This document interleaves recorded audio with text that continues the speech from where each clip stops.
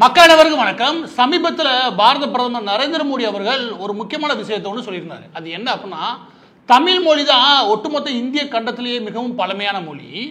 அந்த மொழியை கொண்டு போய் சேர்க்கறதுல பெரிய அளவில் இதுவரைக்கும் இருந்த அரசுகள் போதிய கவனம் செலுத்தல. அதாவது உலக அளவில் கொண்டு போய் சேர்க்கறதுல கவனம் செலுத்தல. திமுக அதற்கு பதில் சொல்றன்ற பேர்ல அவங்க என்ன பண்றாங்க, இந்த தேர்தல் சமயம் இல்லையா, அதற்கேற்றாலும் ஒரு பிரச்சாரத்தை ஒன்று ஆரம்பிச்சாங்க. அந்த பிரச்சாரத்தை முழுமையாக முடிக்கும் போது எங்களுக்கு தேர்தல் தேதி வந்ததுனால இந்த வீடியோ அந்த நேரத்தில் போட முடியல. எனவே இப்ப போடுறோம். அது என்ன அப்படின்னா, திமுக சார்ந்த எல்லா பேருமே ஒரு வீடியோ ஒன்று ரிலீஸ் பண்றாங்க. அது என்ன அப்படின்னா, இந்த வீடியோ.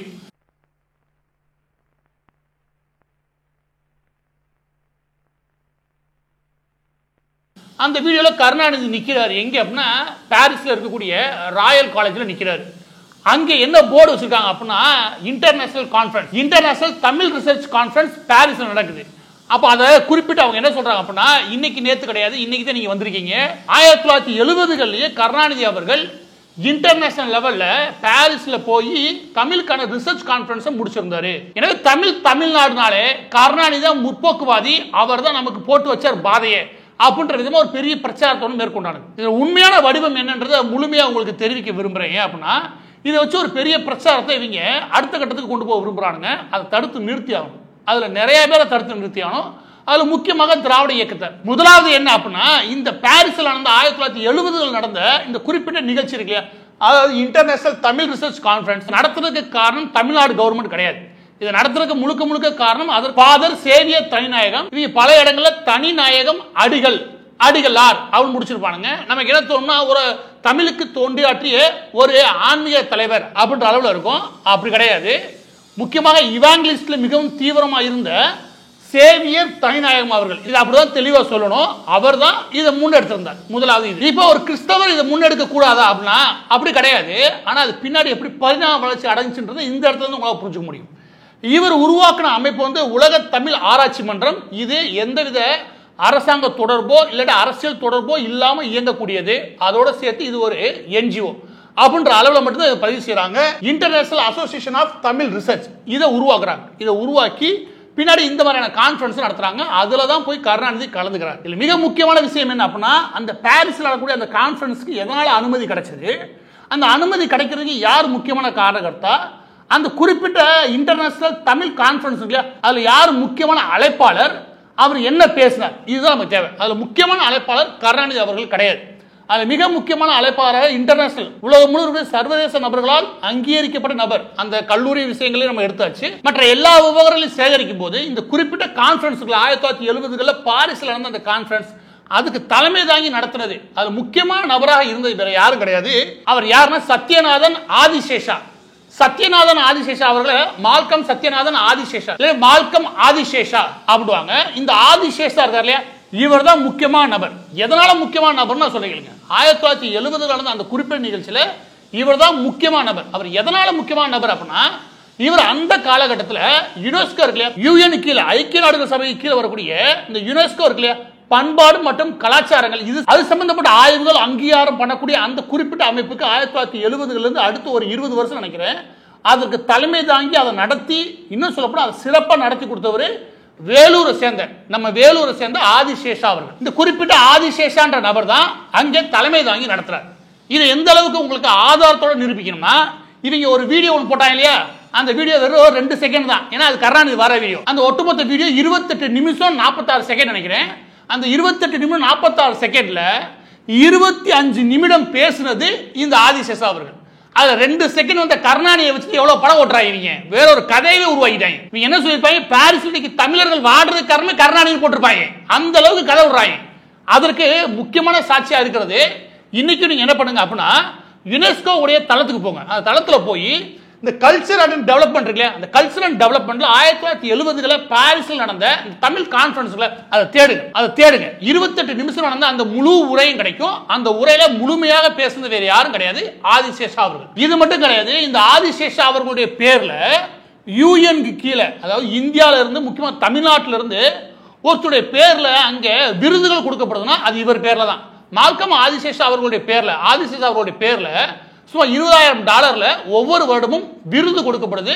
அதற்கான ஆதாரம் யுனெஸ்கோ கீழே. எனவே இந்த ஆதிசேஷா என்ற நபர் மிக மிக முக்கியமான நபர். அன்னைக்கு அந்த கான்ஃபரன்ஸ் நடந்ததுக்கு முக்கியமான காரணகர்த்தாவும் அவர்தான், அதை நடத்துறதுக்கு அவர்தான் காரணகர்த்தா. அதன் பின்பு அதுல ஏற்படுத்தப்பட்ட உறுதிமொழிகள், அதுல வைக்கப்பட்ட கோரிக்கைகள் இருக்கு, அதையெல்லாம் நிறைவேற்றி கொடுத்ததும் அவர்தான். ஏன்னா அவர் அவ்வளவு பெரிய பவர்ஃபுல்லான பொசிஷன்ல உட்கார்ந்து இருந்தார். இப்ப விஷயம் என்ன அப்படின்னா, அந்த 28 நிமிஷத்துல 5 மொழிகள்ல பேசுவார். அதுல முக்கியமான சில விஷயங்களை அவர் தெரிவிக்கிறார். யாரு? ஆதிசேஷா அவர்கள். இதையும் நீங்க தெரிஞ்சுக்கணும். ஏன் கேளுங்க, ஏன்னா இது இன்னைக்கு பண்றாங்க பாருங்க அந்த அரசியல், அது அப்பதான் தெளிவா புரிஞ்சுக்க முடியும். அது என்ன அப்படின்னா, அந்த குறிப்பிட்ட நிகழ்ச்சியில கலந்து கொண்டு இந்த இன்டர்நேஷனல் தமிழ் ரிசர்ச் இருக்கு இல்லையா, இதுல நாங்க 3 விதமா யுனெஸ்கோ இருக்கு இல்லையா, அதை ரெப்ரசென்ட் பண்ணி அதனுடைய தலைமை அதிகாரியால இங்க வந்திருக்காரு. அதை ரெப்ரசென்ட் பண்ணி அவர் என்ன சொல்றாரு அப்படின்னா, இந்த ஒட்டுமொத்த தமிழ் சிவிலைசேஷன் இருக்கு இல்லையா, அதாவது தமிழ் மக்களுடைய இந்த ஒட்டுமொத்த வரலாறு இருக்கு இல்லையா, 2000 ஆண்டுகளுக்கு மேல இந்த வரலாறு எப்படியா பிரிச்சு யுனெஸ்கோ அணுகுது அப்படின்னா, டான்ஸ் அண்ட் டிராமா, அதுக்கப்புறம் சங்க இலக்கியங்கள், அதுக்கப்புறம் மிக முக்கியமாக இவங்களுடைய ஆன்மீக தொடர்பு, இந்த 3 விதமாக பிரிச்சு இந்த தமிழ் மொழி வெறும் எழுத்துருவாக்கம் மட்டும் இல்லாம அந்த மக்களுடைய வாழ்வு முறையை இந்த விதமா பிரிச்சு பார்க்க விரும்புறோம் அப்படின்னு சொல்லி கூடுதலாக என்ன தெரிவிக்கிறார் அப்படின்னா, யுனெஸ்கோ தமிழ் மக்களுடைய சின்னமாக அந்த கல்ச்சரை, அந்த பண்பாட்டை பிரதிபலிக்கும் சின்னமாக எதை எடுத்து வைக்குது அப்படின்னா, ஸ்ரீரங்கத்துடைய ரங்கநாத கோயில் இருக்கு, அதுல ஆரம்பிச்சு ராமேஸ்வரம் கோயில் வரைக்கும் அது எல்லாத்தையுமே கலை சின்னங்களாக அங்கீகரிக்க விரும்புகின்றாரு. பின்னாடி மதுரை மீனாட்சி அம்மன் கோவில், தஞ்சாவூர் பெரிய கோயில், இந்த கோயில்களுக்கெல்லாம் யுனெஸ்கோ உடைய அந்த பாரம்பரிய சின்னத்துக்கான விருது கிடைக்குது இல்லையா, அதுக்கெல்லாம் முழுக்க ஒரே ஆள் காரணம்னா அது இந்த நபர் தான். யாரு? இந்த ஆதிசேஷா அவர்கள் தான். இப்ப விஷயத்துக்குள்ள வரேன். அது என்ன அப்படின்னா, இதோட சேர்த்து இன்னொன்னு சொல்றாரு. அதுக்கடுத்து சைவ இலக்கியங்கள், அதுவும் முக்கியமாக சைவம் இருக்கு இல்லையா, இந்த சைவம் எந்த அளவுக்கு இந்த மக்களிடையே ஊடுருவி இருக்குது, அதுல நடராஜருடைய வடிவம்னா என்ன, அதாவது இந்துக்கள் முக்கியமாக சைவ வழிபாட்டில் இருக்கக்கூடிய நடராஜரை விரும்பி வளரக்கூடிய சிவபக்தர்கள் மிகவும் தீவிரமா நம்பக்கூடிய பரம்பொருள், அதாவது ஆதியும் அந்தமும் இல்லாத, ரூபமும் அருவமும் இல்லாத, ஒட்டுமொத்த உலகத்துடைய பரம்பொருளாக அவங்க நினைச்சு வழிபடக்கூடிய நடராஜர் இருக்கு, அந்த நடராஜர் சிலையை பற்றியான விஷயங்கள் சொல்றாரு. அதையும் சின்னமாக அந்த மக்களோட எந்த அளவுக்கு ஆன்மீக தேடல்ன்றது அதன் வழியாக பிரதிபலிக்கின்றார். இந்த விதமாக சொல்லி முடிக்கும் போது ஆதிசேஷா அவர்கள் சொல்றது என்ன அப்படின்னா, தமிழ் மக்கள் இந்த ஆன்மீக அறிவுரைகள் இருக்குல்ல, இந்த ஆன்மீக அறிவுரைகளை எடுத்து வைக்கக்கூடிய நன்னூல்கள் இருக்கு இல்லையா, அந்த நூல்களின் அடிப்படையில் தங்களுடைய வாழ்வை அமைச்சுக்கிறாங்க. அதான் அவங்களுடைய வாழ்வியல் முறையாகவும் இருக்கு, பண்பாடாகவும் இருக்குது அப்படின்னு தமிழ் மக்களுடைய பண்பாடு எதில் நிப்பாட்டுறாரு, ஆன்மீகத்தினுடைய அறிவுரைகளை கூட நிப்பாட்டுறாரு. இதை நிப்பாட்டி முடிச்சிருப்பாரு. பின்னாடி இப்போ வரைக்கும் தமிழ் கான்ஃபரன்ஸ் நடக்குது. 1970கள்லயோ அந்த காலகட்டத்தில் நடந்ததையோ இப்போ நம்ம ஒப்பிடவே முடியாது. ஏன் கேளுங்க, ஏன்னா இப்பயும் தமிழ் கான்ஃபரன்ஸ் நடக்குது. அதுக்கு முக்கியமான நபர்கள் தலைமை ஏற்க ஆரம்பிச்சிருக்காங்க. முக்கியமாக இந்த ஃபெட்னா, இதுதான் 10வது நினைக்கிறேன், 10வது தமிழ் இன்டர்நேஷனல் கான்ஃபரன்ஸ் நடத்தி முடிச்சாங்க. அதுல ஃபெடரேஷன் ஆஃப் தமிழ் சங்கம் நார்த் அமெரிக்கால இருந்து இயங்கக்கூடிய இந்த ஃபெடரேஷன் ஆஃப் தமிழ் சங்கம் இருக்கு இல்லையா, இது எந்த அளவுக்கு புகழ்பெற்றது கேளுங்க. எந்த அளவுக்குன்னா, நான் முன்பு சொன்ன விஷயத்தை கவனமா வச்சுட்டு இப்ப கேளுங்க. இதுதான் இப்ப தமிழ் மக்களுடைய முக்கியமாக இந்த international research and programme conference இருக்கு, இதெல்லாம் நடத்தி காமிக்கிறான்னு வச்சுக்கோங்க. இவங்க யாருன்னு கேளுங்க, இவங்களும் எப்படி இருக்காங்க, 1970 எப்படி இருந்துச்சு, இப்ப எப்படி இருக்கு அப்படின்னா, இந்த ஃபெடரேஷன் ரீசெண்டா ஒரு விஷயத்துல சிக்கிச்சு. அது என்ன கேளுங்க, அது என்ன அப்படின்னா, அமெரிக்காவில் இருக்கக்கூடிய கலிபோர்னியா ஸ்டேட்ல இந்துக்கள் சார்ந்தும் இந்து மத நம்பிக்கை சார்ந்தும் தவறாக அச்சிடப்படுது, அது தவறாக சித்தரிக்கப்படுது. இதை எதிர்த்து இந்து இயக்கங்கள் என்ன பண்ணா சட்ட போராட்டம் ஆரம்பிக்கிறாங்க. அதுல போய் என்ன மாதிரியான திருத்தங்கள் இருக்கணும், அது என்ன மாதிரி இவங்க புரிஞ்சுக்கணும், நல்லா புரிஞ்சுக்கணும். ராமாயணம், மகாபாரதம் இதெல்லாம் இருக்கு இல்லையா, இதெல்லாம் எப்படி மேற்கோள் காட்டி அது எப்படி தவறாக சித்தரிக்கப்படுது, அது எப்படியா புரிஞ்சுக்கணும் அப்படின்ற விதமா நீதிமன்றத்தை போய் நகர்றாங்க. எது? இந்து இயக்கங்கள். ஆனா இந்த ஃபெடரேஷன் ஆஃப் தமிழ் சங்கம் இருக்கு பாருங்க, யாரு இன்னைக்கு தமிழ் ரிசர்ச் ஊரெல்லாம் நடத்துறேன்னு சொல்றான் பாருங்க, அவன் என்ன பண்றான், இல்ல இந்து இயக்கங்கள் முக்கியமாக இந்து சார்ந்த அந்த உணர்வுகள் இருக்குல்ல, அதை எவன் மேல அவமானப்படுத்துறானா அவனுக்குலாம் இந்த சங்கம் போதுமான அளவுக்கு மேடையை போட்டு அதற்கு வாய்ப்புகளை உருவாக்கி கொடுக்குறது இந்த சங்கத்தோட வேலை. அதாவது முழுக்க ஒரு 2000களை தொட்டு 2000களுக்கு அப்புறம் இந்த இயக்கம் எப்படியா மாற ஆரம்பிக்குது அப்படின்னா, ஒரு திராவிட இயக்கத்தினுடைய நீட்சியா மாற ஆரம்பிக்குது.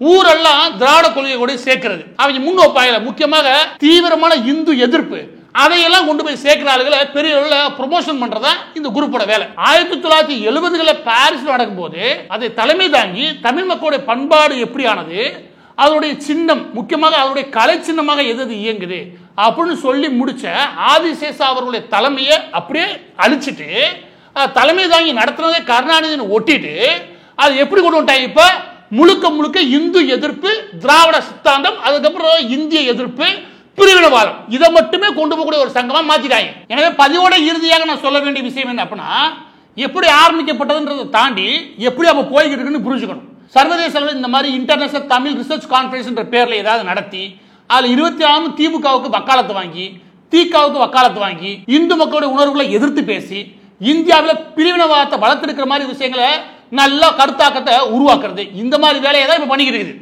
1970 இந்த மாதிரி இல்ல, அதை நீங்க செய்யவும் கிடையாது. 1970 செய்யப்பட்டதுக்கு நீங்க காரணம் கிடையாது. ரெண்டு விஷயம் புரிஞ்சுக்கணும். 1970 எப்படி இருந்துச்சு அப்படியே இப்ப இல்ல, அதோடைய குணமே வேறையா இருக்கு. 1970 நடந்ததுக்கும் நீங்க காரணம் இல்லை. இந்த ரெண்டு விஷயமே புரிஞ்சுக்கணும். எனவே நரேந்திர மோடி அவர்கள் குறிப்பிடுறாருல, சர்வதேச அளவில் தமிழ் சமூகத்தினுடைய அங்கீகாரம் கொண்டு போய் சேர்க்கிறதுல அரசுகள் போதிய கவனம் செலுத்தல் என்ற குற்றச்சாட்டு 100% உண்மை. அதுலயும் மிக முக்கியமான இந்த குற்றச்சாட்டு யார் தலையில வந்து விழுகும்னா தமிழக அரசின் தலையில தான். அது முக்கியமாக இந்த தமிழ் மொழியை வச்சு மட்டுமே ஊரெல்லாம் வியாபாரம் பண்ணி தான் குடும்பத்தை பெருக்கிக்கிட்ட கருணாநிதி குடும்பத்து தலையில தான் அது விழுகும். அதுல இருந்து காப்பாத்துறதுதான் அந்த 2 செகண்ட் கருணாநிதி அதில் நின்றார் பாருங்க, அந்த வீடியோ எடுத்து எல்லா ஊர்லயும் பரப்புறாங்க இந்த அயோக்கிய பயலுங்க. எனவே இந்த international Tamil research and conference சொல்லி ஒரு வீடியோ பரப்புறாங்க பாருங்க, அதுல அவங்க எழுதுனதுக்கும் அது உண்மைக்கு சம்பந்தமே கிடையாது. ரெண்டாவது, நீங்க வழக்கம் போல அதுல ஸ்டிக்கர் ஓட்டுறாங்க. அதாவது யாரோ நடத்துற ஒரு விஷயத்துக்கு நமக்கு புகழ் தேட முயற்சி பண்றாங்க, அதாவது அவங்களுக்கு புகழ் தேடுறதுக்கு, அதுவும் பொய். மூணாவது, அந்த நிகழ்ச்சி நடத்தப்பட்ட நோக்கமும் அன்ற காலகட்டத்தில் தமிழ் மக்களுடைய சின்னமாகவும் அவங்களுடைய குணமாகவும் அவங்களுடைய வாழ்வு நெறியாகவும் அவங்களுடைய பண்பாட்டு நடைமுறையாகவும் சொன்னது வேற. இன்னைக்கு இதே இன்டர்நேஷனல் கான்ஃபரன்ஸ் நடத்தக்கூடிய ஃபெட்னா போன்ற இயக்கங்கள் இயங்குற முறையும் வேற. எனவே இந்த சர்வதேச அளவில் தமிழ்னு இயங்கக்கூடிய பெரும்பாலான இயக்கங்கள் என்ன பண்றாங்க அப்படின்னா இந்தியாவில் பிரிவினவாத சக்திகளை வளர்த்தெடுக்கிறதுக்கு முயற்சி பண்றானுங்க.